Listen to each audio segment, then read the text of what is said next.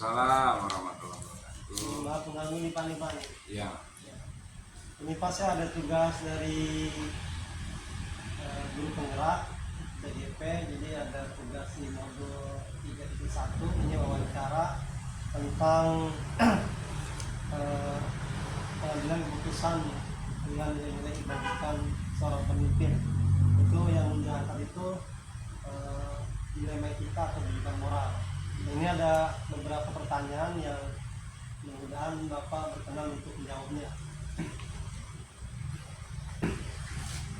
Yang pertanyaan pertama Pak, ini selama ini bagaimana Bapak dapat mengidentifikasi kasus-kasus yang merupakan dilema etika atau pendidikan moral?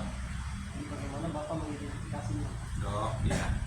Jadi gini Pak Hasan, selama saya menjadi seorang kepala sekolah, terkadang banyak persoalan yang timbul di lingkungan sekolah.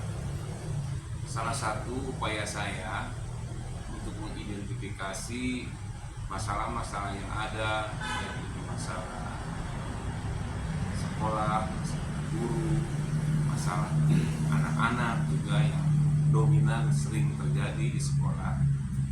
Salah satu yang paling utama adalah mencari akar persoalannya dulu. Jadi ketika saya ingin memutuskan, saya akan mencari untung ruginya, kemudian dampaknya ke depan bagaimana, sehingga keputusan yang saya ambil itu satu, tidak merugikan siapapun, juga tidak menjadi sebuah kendala nanti ke depannya agar terjadi hal-hal tidak terjadi yang diharapkan. Nah, kemudian kalau saya mengambil dengan cara mencari akar persoalannya, gimana lah, kadang-kadang kan guru itu atau anak-anak di sekolah itu kan merasa kadang-kadang ini sudah benar, tapi kadang-kadang juga kan nggak populer. Termasuk saya sebagai pimpinan, ketika mau menentukan suatu persoalan, ada nggak nih untung ruginya buat saya? Ada untuk lembaganya, ada nggak? Kemudian ada untuk eksternalnya, ada nggak? Nah itu kan harus dipikirkan. Jadi jangan sampai keputusan yang diambil itu merugikan saya, merugikan orang tersebut, merugikan lingkungan tersebut. Sehingga yang paling utama adalah, jadi kalau sudah diidentifikasi, artinya apa yang harus saya tentukan, kebijakan apa yang harus saya sampaikan, itu semuanya enak ke orang tersebut, enak ke lingkungan masyarakat. Begitu Pak Hasan. Ini dicari Akar persoalannya. Solusinya nanti ketika udah ketahuan, oh ternyata ketika beliau atau mereka bertindak sesuatu itu bukan karena tidak ada alasan, berarti dia juga benar. Artinya kalau saya mengeluarkan sesuatu, jangan yang tadinya benar, maka nanti akan jadi dampaknya salah di kemudian hari. Akhirnya kan nanti kita sebagai pemimpin nggak populer di depan anak-anak, di depan bapak ibu guru, atau di ruang dengan komite sekolah lah. Itu bahasan yang Bapak ambil sampai saat ini. Yang selanjutnya Pak, ini selama ini bagaimana Bapak menjalankan pengambilan keputusan di sekolah, terutama untuk kasus-kasus di mana ada dua kepentingan yang sama-sama benar atau sama-sama mengandung nilai kebajikan. Jadi ini ada sebuah kasus di mana ada dua kepentingan yang sama-sama benar atau mengandung nilai kebajikan. Ada Bapak ngambil keputusan gimana? Kembali lagi tadi ya, bahwa ketika Bapak harus memberi sebuah keputusan yang berkaitan dengan kepentingan, baik itu kepentingan pribadi sendiri, kepentingan sekolah, ya tentunya tergantung apa yang dihadapi persoalannya masalah. Kalau misalnya Bapak mengambil kebijakan yang berkaitan dengan guru, tentunya Bapak juga harus menerima masukan-masukan dari teman-teman dan sebagainya. Kan terkadang juga ada, misalnya guru terlambat ke sekolah. Tapi alasannya kan benar juga, karena mungkin di situasi kondisi di rumahnya tidak memungkinkan dia berangkat pagi. Bisa saja kan istrinya sakit, ya, atau suaminya sakit, anaknya sakit. Tindakan itu betul kan? Tapi ketika dia datang terlambat, maka seorang pemimpin terus memberikan, oh ya sudah, karena ini bukan sebuah kesalahan, apa yang dilakukannya sudah benar, meskipun ya, disiplin itu kan aturan yang tadinya merupakan sebuah keputusan yang harus disepakati dan dilakukan, tapi karena suatu tindakan yang kalau mau berapa kebijakan Bapak memberikan respon positif, ya salah satunya memberikan toleransi sehingga beliau tidak merasa terbebani dan itu. Nah kemudian Pak, yang ketiga Pak nih, langkah-langkah atau prosedur seperti apa yang biasa Bapak lakukan selama ini? Kalau mengambil sebuah keputusan itu kan, misalnya Bapak ini mau melakukan sebuah kegiatan, artinya kan kegiatan itu perlu perencanaan, ya, perencanaan. Kemudian juga pelaksanaan, yang terakhir itu evaluasi. Nah, ketika Bapak harus menentukan kebijakan sesuatu yang harus dilakukan pada misalnya hari ini atau besok, tentunya Bapak harus merencanakan bagaimana memberi solusi, baik itu dalam hal sebuah kegiatan atau ke guru itu memberikan pandangan-pandangan, artinya dikembalikan lagi kepada aturan yang ada, kemudian lagi juga dikembalikan kepada komitmen tanggung jawab terhadap tupoksinya, baik itu sebagai guru atau sebagai orang tua siswa yang ada di sini. Artinya ya memang dikembalikan lagi, kita ngobrol, gitu kan. Tidak mungkin dalam sebuah tindakan itu kan kita biasa juga mungkin rasa ya, perasaan. Nah itulah yang kadang-kadang seorang pemimpin itu kasihan gitu ya, seseorang. Kadang-kadang kalau kita kasih punishment ya, takutnya dia malah down. Artinya kembali lagi kita juga sebenarnya ngerasa gitu, kalau saya berbuat begini kira-kira dia sanggup nggak ya. Hanya salah satunya ya tadi kita juga melakukan keputusan itu di samping kita berdialog, ngobrol, ya artinya head to head gini ngobrol gitu, apa yang ini sharing, apa yang menjadi kendala, akhirnya kelihatan, tahuan tuh, oh saya ini dalam posisi keadaan begini.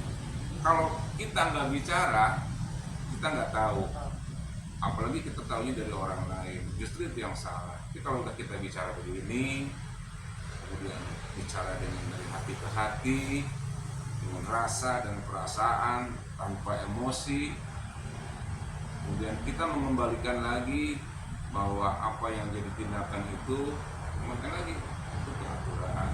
Kita sebagai pegawai negeri, kita sebagai aparatur negara, hendaknya minimal ya, ketika kita sudah ada pembicaraan seperti ini kan enak, dia juga merasa dihargai.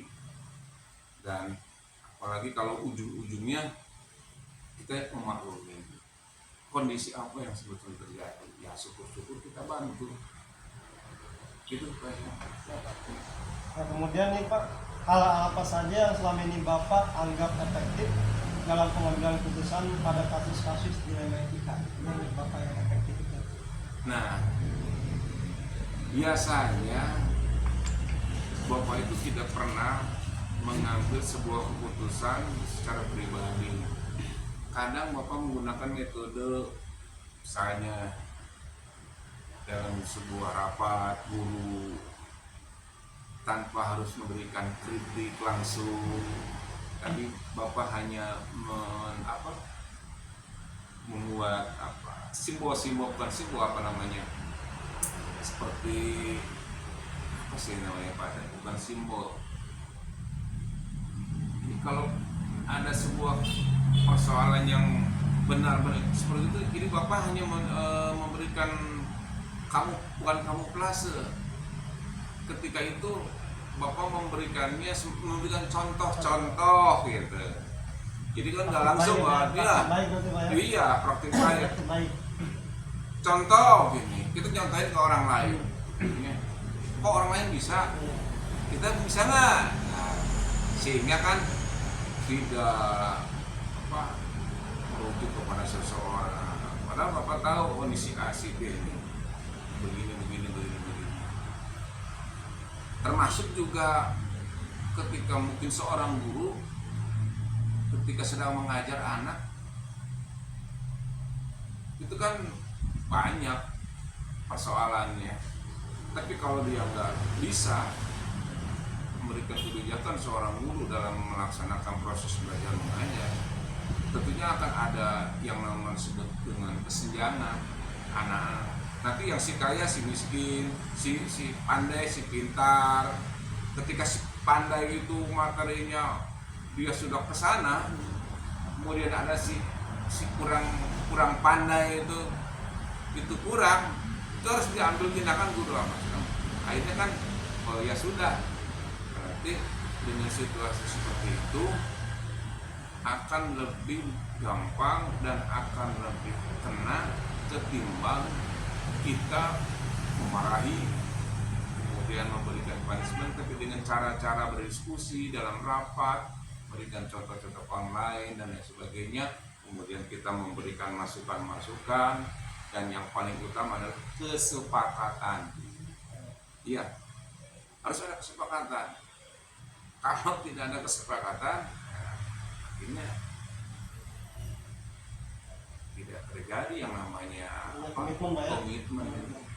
Seperti Pak Hasan nih, mau ke sini, harus Pak dari mana nih? Dia ke jam 8. Nah, artinya kan ketika Pak Hasan ke sini kemarin, kemudian saya nggak ada, saya juga lagi dipanggil sama Pak Kadis. Yang ini kan itu kan nggak ada yang sesuatu yang jelek kan? Gitu kan. Kemudian Pak, yang selanjutnya ini, hal apa saja yang selama ini merupakan tantangan dalam pengambilan keputusan pada kasus-kasus pidana etika? Tadi sebagian besar satu disebut kasus ya enggak juga. Kalau biasanya kalau kasus itu lebih identik kepada hal yang negatif gitu, berkaitan dengan teman-teman, guru, kemudian anak-anak, kemudian orang tua. Contoh guru, jadi banyak ketika guru yang lain sudah berlomba-lomba untuk lebih meningkatkan cara mengajar, inovasi mengajar, masih ada juga guru yang biasa-biasa saja, tidak mau berkembang. Nah, kemudian masih juga ada misalnya di lingkungan sini, jadi SD Lebak Anyar ya, anak-anak yang dalam sebuah kegiatan ada semangat, tapi gurunya nggak semangat gitu. Itu juga masalah yang harus dibicarakan. Akhirnya kan dikembalikan lagi ke tugas. Kemudian dengan orang tua, misalnya ketika kebutuhan sekolah, contohnya ketika kebutuhan sekolah itu sudah tidak bisa lagi didanai oleh dana BOS, maka saya harus berkonsultasi dengan orang tua siswa. Mau nggak nih ada partisipasi?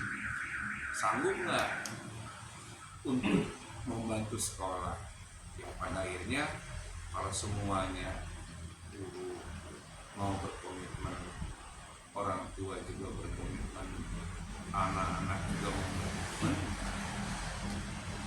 tidak ada lagi persoalan masalah-masalah yang menurut Bapak itu berkembang lebih jauh. Dan itu salah satu kuncinya adalah kebijakan pimpinan yang memberikan sesuatu tidak merugikan individu atau sebuah kelompok, sehingga mereka menerima dengan lapang, dengan hati yang ikhlas. Oh, saya menyadari kekurangan. Gitu Pak San. Ya Pak, yang berikutnya Pak nih, apakah Bapak memiliki sebuah tata cara atau jadwal tertentu dalam sebuah penyelesaian kasus dilema etika?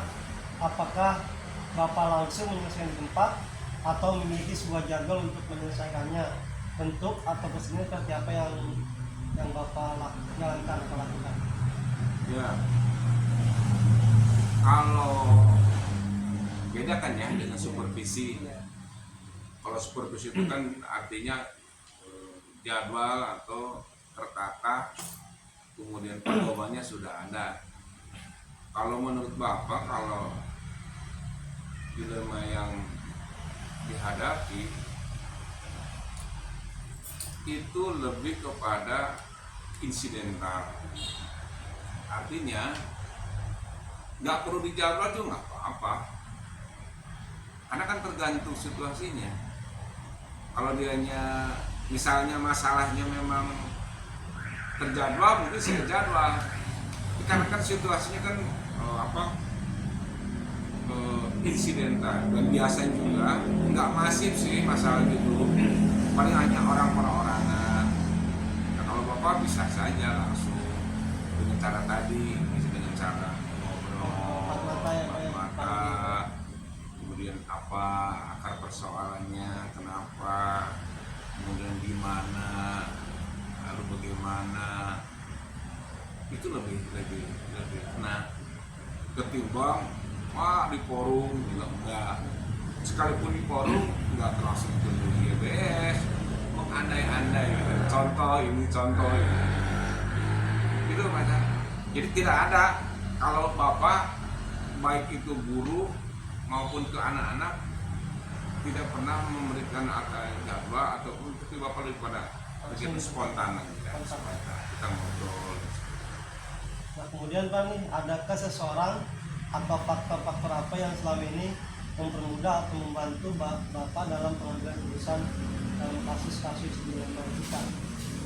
Ya banyak sih, ya teman-teman Bapak di sini yang membantu.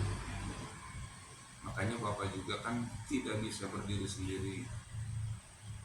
Terkadang ketika ada sebuah dilema, Bapak selalu berdiskusi dengan teman-teman di sekolah di sini. Kemudian juga kita sharing apa, sehingga pemikiran-pemikiran langkah dan jalan keluarnya itu betul-betul sudah menjadi sebuah keputusan yang ideal lah. Misalnya di sini kan ada beberapa guru-guru senior yang Bapak anggap mempunyai pandangan positif, ya ngobrol itu paling Bapak mengambil beberapa teman guru yang bisa diajak berdiskusi, kemudian memecahkan persoalan, sehingga ya apa yang nanti dibicarakan tentunya memang untuk kepentingan semuanya, bukan untuk kepentingan siapa saja. Ya mungkin bisa saja kalau berkaitan dengan orang tua, mungkin Bapak dengan komite sekolah. Kalau dengan guru, mungkin Bapak dengan pengawas. Itu bisa aja begitu Pak. Nah kemudian Pak nih, yang terakhir Pak nih, dari semua hal yang telah disampaikan, pembelajaran apa yang Bapak petik dari pengalaman Bapak mengambil keputusan di dilema etika? Ya, satu yang menjadi pengalaman pelajaran buat Bapak bahwa dalam memberikan sebuah keputusan harus didasarkan kepada akar persoalan. Kemudian juga rasa tanggung jawab Bapak sebagai pimpinan. Pengalaman kan. Kemudian juga yang tidak kalah penting bahwa pengalaman pelajaran yang begitu, hati-hati dalam memberikan keputusan atau kebijakan. Jadi jangan sampai kebijakannya itu tidak populer gitu. Ini buat kita pemimpin nggak populer. Wah, karena di sekolah anyar, jadi sekolah baru tidak memberikan peluang kepada guru, yang akibatnya kan tidak populer kepala sekolah. Misalnya marah-marah, kepala sekolah marah gitu kan, tapi nggak tahu itu dia marah itu bukan marah sebetulnya marah, kadang-kadang memang udah tabiatnya dia begitu. Nah, kita kan harus tahu juga. Nah, makanya bagaimana caranya kita supaya bisa diterima di sekolah itu dengan semua warga. Tentunya tadi kita harus mengambil sebuah kebijakan itu betul-betul dengan perasaan, dengan kebijakan yang arif, bijaksana, sehingga Makasih banyak Pak atas waktunya wawancara ini Pak, semoga bermanfaat. amin. Mohon maaf mengganggu Pak, terima kasih atas pengalaman yang diberikan kepada saya. Terima kasih juga semua yang mendengarkan ini memberikan pengalaman buat saya. Ya, mudah-mudahan bahasa juga lancar dalam menyelesaikan urusan-urusan yang berkaitan dengan program guru penggerak ya. Terima kasih Pak. Ya, sama-sama.